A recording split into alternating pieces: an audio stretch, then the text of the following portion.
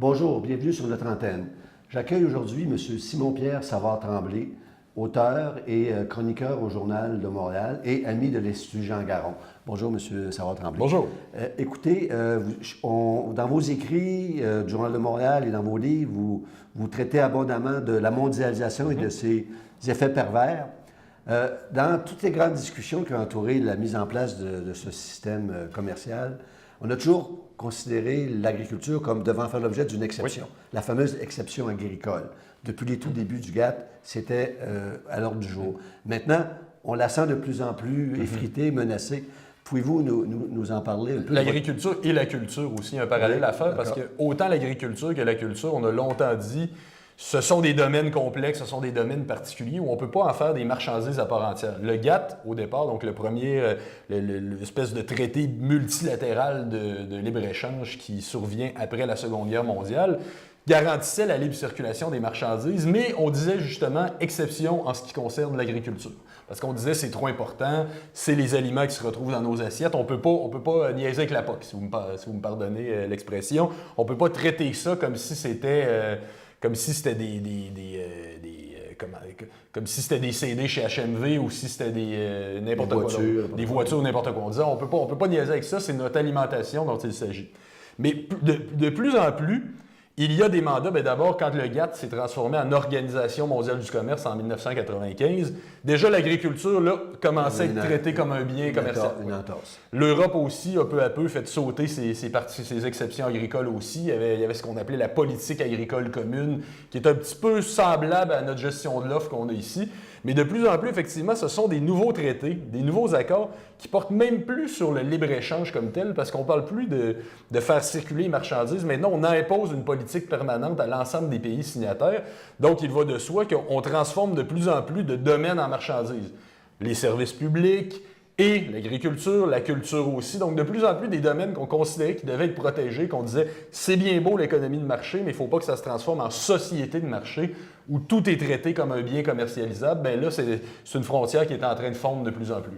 Il y a ce qu'on pourrait peut-être appeler l'effet Trump. Oui.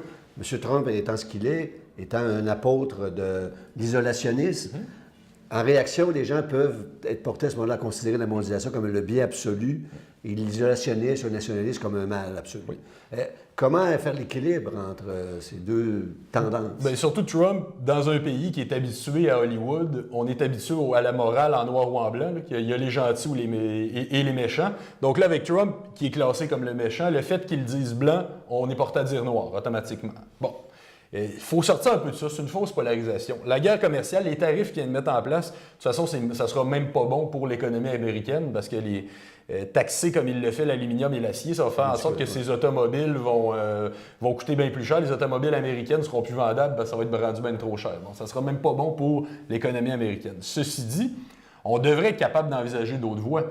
Est-ce que vraiment c'est seulement le protectionnisme ou le libre-échange? Je trouve que c'est une polarisation qui sert seulement les partisans du nouveau libre-échange dans sa forme actuelle. Parce que le débat n'est pas entre commerce et ouverture d'un côté et se refermer les frontières de l'autre.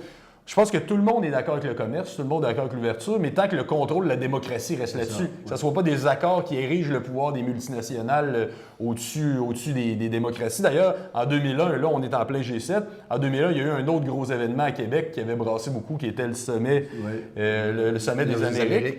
Jacques Parizeau, à l'époque, avait dit on peut très bien être pour le libre-échange, la libre circulation des produits, mais pas être pour ces accords-là qui font des multinationales les rois et maîtres. Là. D'accord. Écoutez, il y a quand même, vos livres le démontrent, il y a quand même une réaction, une résistance. Est-ce qu'il y a de l'espoir pour qu'on en arrive à une mondialisation plus intelligente, plus respectueuse de l'environnement, de la démocratie et des citoyens? Si je vous dis que Trump est un exemple, ne me citez pas hors contexte. Je ne dis pas que Trump est un exemple et est un exemple d'espoir. Je ne dis pas que Trump est un espoir, mais le fait qu'il y ait eu ce mouvement de colère qui l'ait mené au pouvoir, puis en même temps, regardez Bernie Sanders à gauche, son pendant à gauche aussi. Donc, il y a un besoin de renouveau en ce moment. Je pense qu'on comprend un peu partout. En Europe aussi, on voit beaucoup de pays qui sont agités par ce qu'on appelle des révoltes populistes.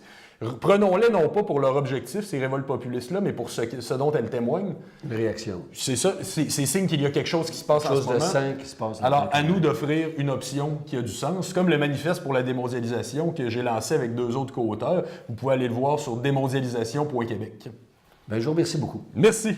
Merci.